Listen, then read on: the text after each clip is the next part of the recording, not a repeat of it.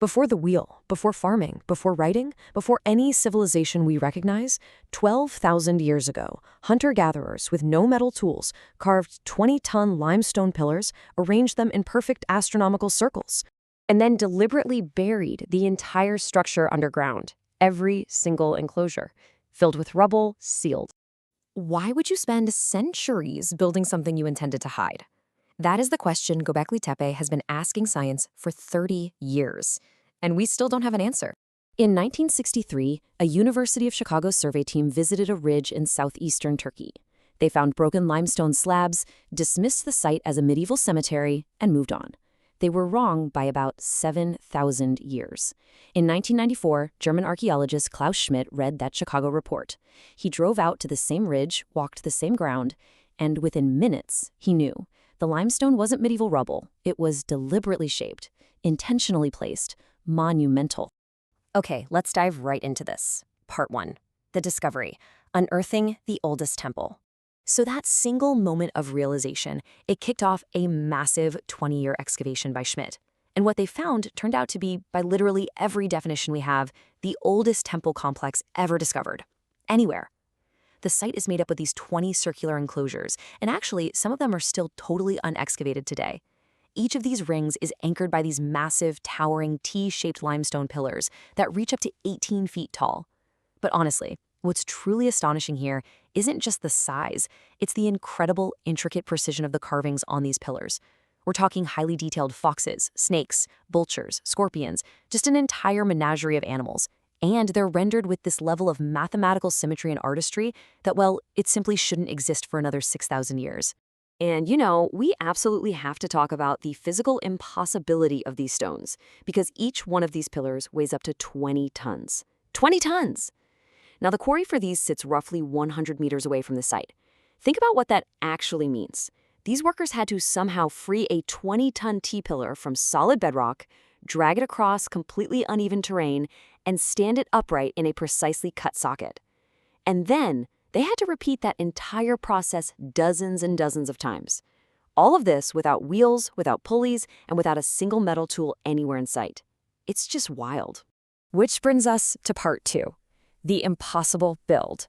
Breaking the timeline of history. Let's look at how this place just totally shatters everything we thought we knew about human capabilities. Think about the timeline here. Göbekli Tepe was built around 9600 BCE. Let me put that into perspective for a second so you can really grasp why this is such a huge deal. Farming hasn't even been invented yet. The wheel? That's still 6,000 years in the future. Writing won't show up for another 6,500 years. There are literally no cities, no metal tools, and zero draft animals around to help pull this kind of weight. The people who built this monument were nomadic hunter-gatherers. They were literally just tracking and following game across the landscape.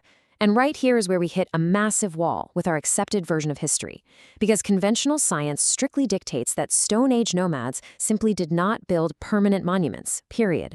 They didn't quarry massive stone blocks, and they absolutely certainly didn't organize the labor of hundreds of people across decades or maybe even centuries to complete a massive complex like this. It breaks all the rules. 500,000! That's a staggering number, right? Well, archaeologist Lee Clare estimates that the construction of this ceremonial complex required 500,000 hours of labor. Just pause and think about what that means for a second. 500,000 hours. Executed entirely with basic stone tools and raw human muscle. It's practically unfathomable. But the mystery of how it was built, that is only half the story. Let's move to part 3, Pillar 43. The Vulture Stone and the Comet. Okay, so Pillar 43 is commonly known as the Vulture Stone. If you picture the figures carved all across its surface, you'll find a scorpion, a vulture with outstretched wings, and a series of other animals kind of positioned around this central disc. Oh, and there's a headless human figure down at the bottom. For years, archaeologists debated what this all meant. Were these just mythological symbols, maybe clan markers? But then, in 2017, a team of researchers from the University of Edinburgh published a paper proposing something radically different. They argue that these aren't just random animals at all. They're actually constellations. And the fascinating part here? If you trace the positions of those constellations backward 12,000 years, they perfectly align with the sky at a very specific singular moment, the summer solstice 10950 BCE. Now, according to the Younger Dryas impact hypothesis, this is exactly when a comet, or maybe a series of comet fragments, struck the Earth. It triggered a sudden, brutal 1,200-year ice age that nearly wiped out humanity completely. That vulture on the stone, it perfectly represents the constellation Sagittarius, which happens to be exactly where those comet fragments would have appeared in the night sky. And that headless human figure? Yeah, it likely represents the catastrophic loss of human life that followed. Now, I know what you might be thinking. Okay, surely this is just a coincidence, right? Well, Martin Sweetman, the lead researcher on this, actually published a follow-up paper in 2024 with a really rigorous statistical analysis. The probability of this astronomical alignment just being a completely random fluke, it's less than 1 in 100 million. Let that sink in. If this interpretation is correct, and to be totally fair, it is still hotly debated in academic circles, but if it is, then Göbekli Tepe isn't just a temple. It's a message. It's literally a 12,000-year-old warning, carved in solid stone by people who witnessed a literal earth-shattering cataclysm. And they wanted whoever came next to know exactly what happened to them. But incredibly, despite all of that, none of what we've just covered is even the strangest part with this whole thing. Welcome to Part 4, the deliberate burial, hiding the masterpiece. So around 8,000 BCE, after roughly 1,500 years of continuous use and expansion, every single enclosure at Göbekli Tepe was deliberately filled in. It wasn't collapsed by an earthquake, It wasn't slowly buried by the sands of time over centuries. No, it was intentionally and methodically backfilled with stones, rubble, and soil. Someone, or some group, organized a massive labor force to meticulously hide what they and their ancestors had spent centuries building. And they did it so well that they ensured it remained perfectly preserved underground for 10,000 years. Klaus Schmidt actually estimated that at the current pace of excavation, it would take another 150 years to unearth everything Göbekli Tepe is holding. We've only excavated roughly 5% of the site so far. Just 5%. We've done ground-penetrating radar surveys, and they've detected massive magnetic anomalies beneath at least 5 of the excavated enclosures. This suggests there are deeper chambers, voids, or entirely buried structures down there that we haven't even touched yet. It's like a giant puzzle we've barely started solving. So, the crucial point here is that the pieces simply do not fit together. This brings us to Part 5, the evidence gap, rewriting human origins. Let's break this down. On one hand, conventional archaeology tells us that monumental architecture requires sedentary agriculture. You need farms to feed the workers, which requires cities, which requires a hierarchical society, kings, priests, and an organized labor force. But then consider the reality of Göbekli Tepe. The facts on the ground show it was built by nomadic hunter-gatherers with zero agriculture, zero metal, zero wheels, and zero writing. It is literally a cathedral built before civilization was even supposed to exist. Science says one thing, but the hard evidence sitting in the dirt says another.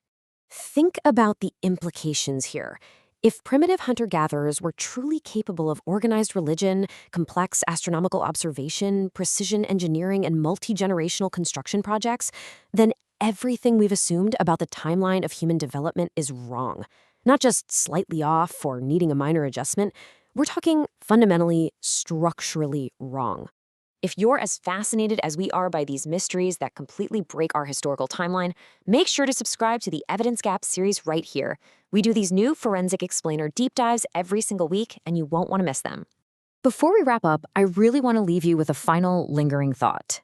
Because Göbekli Tepe was deliberately buried roughly 10,000 years ago, it managed to stay perfectly hidden for almost the entire span of known human civilization.